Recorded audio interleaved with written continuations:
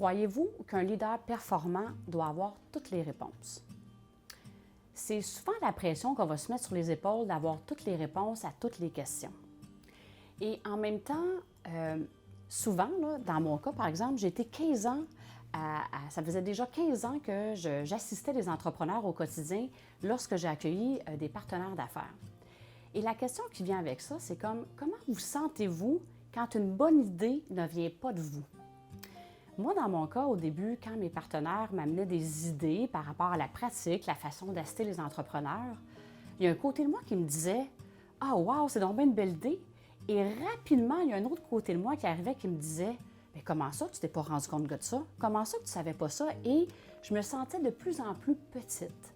Alors, mon ego prenait beaucoup d'espace et je me sentais incompétente. Puis la façon de réagir à ça, c'est que je me fermais aux idées, par exemple, que mes partenaires apportaient.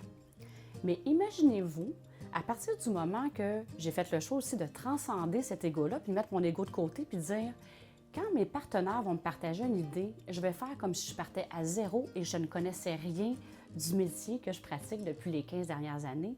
Ça a tout changé. De un, elles se sont senties d'ailleurs beaucoup mieux pour me partager leurs idées et ça m'a ouvert à des façons beaucoup plus légères, beaucoup plus efficaces de faire les choses. Et je me suis enlevé cette pression-là de devoir tout savoir, de devoir être à l'affût de toutes les nouvelles façons de faire les choses. C'était tellement lourd, mais c'était juste mon ego finalement qui me bloquait.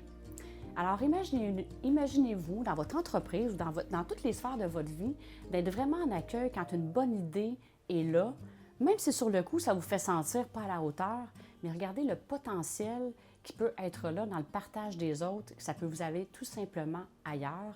Alors, c'est ce que j'expérimente depuis les dernières années dans ma vie, puis c'est toujours un grand bonheur pour moi de le partager et de faire en sorte que chacun soit dans son plein rayonnement et d'accueillir son unicité et l'unicité aussi des gens qui les entourent. Alors, bienvenue encore une fois dans l'univers de Performer autrement.